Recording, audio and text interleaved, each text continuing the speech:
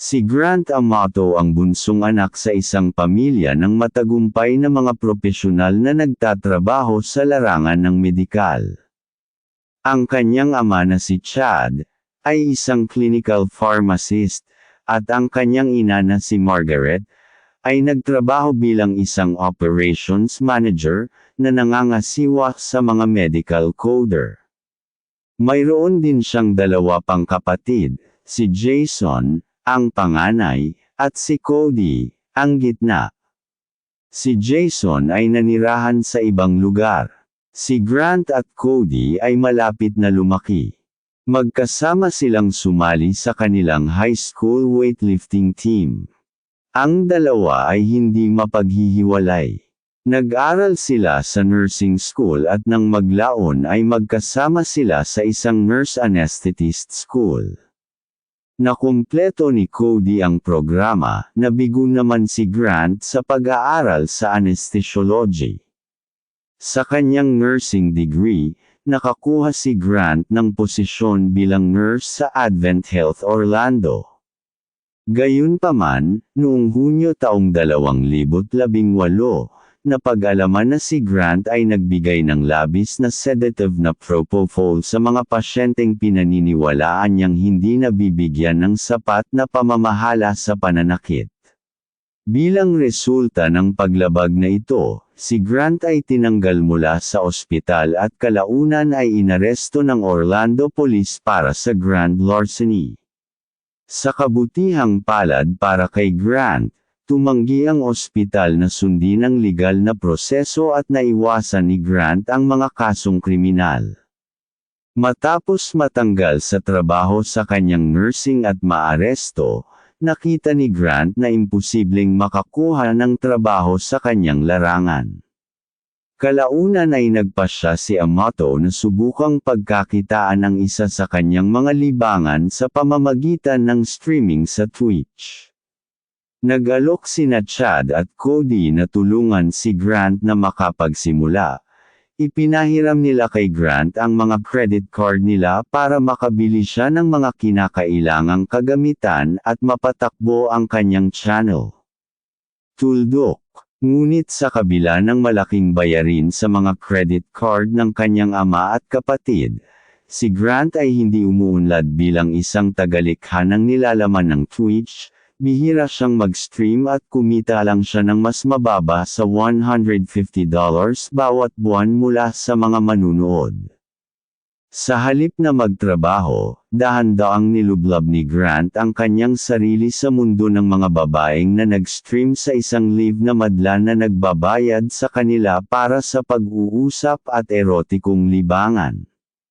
Lalo na nahumaling si Grant sa isang Bulgarian na performer na si Sylvie. Si Grant Amato ay gumugugol ng ilang oras kasama si Sylvie halos gabi-gabi sa mamahaling pribadong chat na nagkakahalaga ng daan-daang dolyar o higit pa bawat session. Sa paglipas ng panahon, nagkaroon si Grant ng dobleng buhay online, kung saan ipinakita niya ang kanyang sarili kay Sylvie bilang isang mayamang propesyonal na video gamer. Pinaulanan ni Grant si Sylvie ng pera at binili ang kanyang damit panloob at mga laruan para imodelo niya sa kanyang mga online na palabas. Nabighani si Grant sa positibong reaksyon na natanggap niya mula kay Sylvie nang bigyan niya ito ng pera at mga regalo. Kalaunan ay naniwala si Grant na nagkaroon siya ng tunay na romantikong relasyon kay Sylvie, na nagpataas lamang sa kanyang hindi makontrol na paggasta. Sa loob lamang ng ilang buwan, gumastos si Grant ng mahigit $200,000 ng pera ng kanyang pamilya kay Sylvie. Nang matuklasan ni Chad ang napakalaking paggastos at harapin ang kanyang anak, inamin ni Grant kung paano niya ginastos ang pera. Ito ang nagudyok kay Cody na bayaran si Grant para makadalo sa isang $15,000 na programang adiksayon sa pornografya sa isang luxury rehabilitation center. Gayunpaman, ilang araw lamang sa 60 araw na programa, pinili ni Grant na umalis, Sa pag-uwi, si Chad Amato, na nangakong ipagpaliban ang kanyang pagreretiro upang bayaran ang utang ni Grant, ay nagbigay sa kanyang anak ng isang listahan ng mga patakaran na kailangan niyang gawin, sundin kung gusto niyang manatili sa bahay. Ang isa sa pinakamahalagang panuntunan kay Grant ay ang hindi niya paggamit ng walang sumusubaybay sa pag-access sa internet, hindi rin siya maaaring magkaroon ng smartphone, at ipinagbabawal siya na makipag-ugnayan kay Sylvie. Ang pagbawal sa pantasya ni Grant ay nagdulot ng pinsala dito kaya kalaunan ay nakumbinsi ang kanyang ina na payagan siyang gamitin ang kanyang telepono para makipag-ugnayan kay Sylvie. Nang malaman ito ni Chad, inutusan niya ang kanyang anak na umalis. Noong ika-24 ng Enero taong 2019, pumasok si Amato sa bahay ng kanyang mga magulang at binaril ang kanyang ina sa likod ng ulo habang ito ay nagtatrabaho sa kanyang mesa. Naghintay siya sa kusina para makauwi ang kanyang ama, pagkatapos ay binaril niya ito sa likod ng kanyang tainga. Ang pagbaril ay hindi pumatay sa kanyang ama, bagaman nakahiga siya sa sahig, sinusubukang gumapang palayo, nang tumayo si Grant sa ibabaw niya at muli siyang binaril.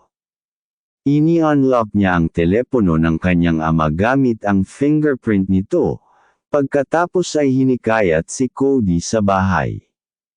Ilang oras siyang naghintay para dumating si Cody, pagkatapos ay agad siyang binaril sa mukha habang papasok.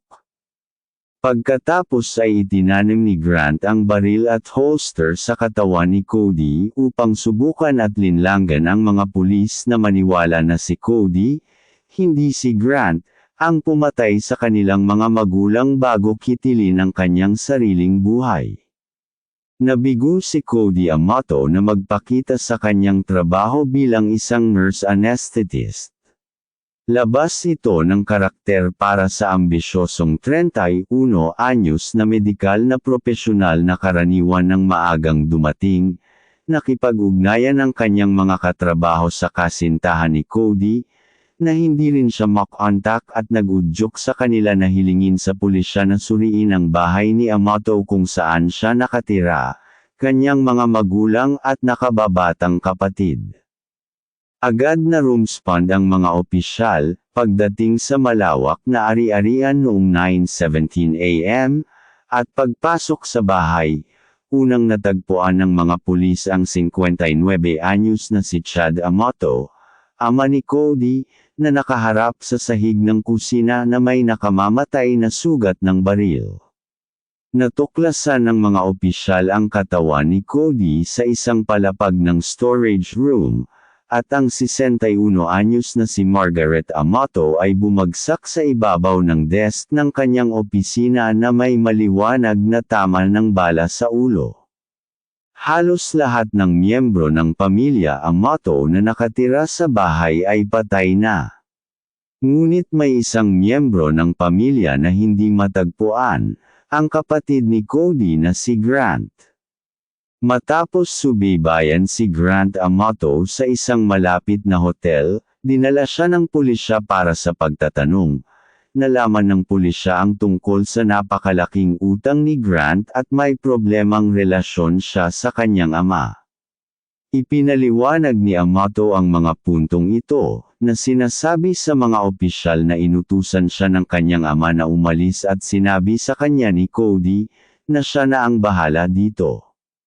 Nang harapin ng mga opisyal si Grant sa kanyang pagkakasangkot sa pagpatay sa kanyang pamilya, nagkunwari si Grant na nagulat at sumangot habang sinasabi niyang hindi siya pumatay ng sinuman at inaakala niya na si Cody ay malamang na pumatay sa kanyang mga magulang at pagkatapos ay ibinalik ang sandata sa kanyang sarili.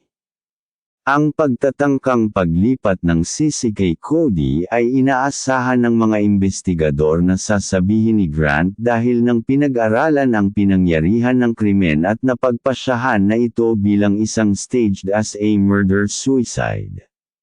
Natukoy ng mga investigador na ang katawan ni Cody ay naibalik pagkatapos ng kanyang kamatayan at ang kanyang holster ay inilagay sa kaliwang balakang, na hindi tamang bahagi para sa isang kanang kamay na may-ari ng baril.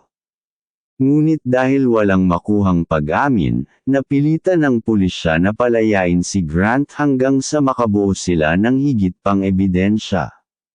Natuklasan ng mga opisyal ang isang thumb drive na natagpuan sa pag-aari ni Grant na nakonect ito sa isang computer sa bahay ng mga Amato noong 11:32 p.m. noong ika-24 ng Enero, ang oras na pinaniniwalaan ng mga investigador na nangyari ang mga pagpatay. Hindi nakakagulat, ang thumb drive na ito ay nag-imbak ng higit sa 500 mga larawan ni Sylvie, ang modelo ng webcam ng Bulgaria, sa iba't ibang estado ng paghuhubad.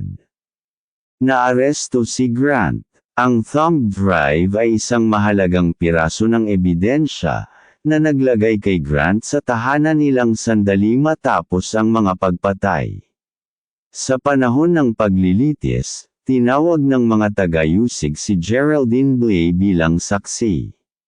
Siya ang forensic investigator ng opisina ng Seminole County Sheriff na nagproseso ng ilang electronic device na natagpuan sa bahay ng pamilya Amato. Sinabi ni Blay na 7 minuto pagkatapos makonekta ang thumb drive, ang iPhone ni Cody Amato ay nakakonekta din sa computer ni Grant, ngunit hindi na kumpleto ang proseso, na nagmumungkahi na ang taong nagkonekta nito ay walang password. Noong ika-12 ng Agosto taong 2020, si Grant Amato ay napatunayang nagkasala sa lahat ng 3 bilang ng pagpatay at sinentensyahan ng habang buhay na pagkakakulong ng walang posibilidad ng parol sa bawat bilang.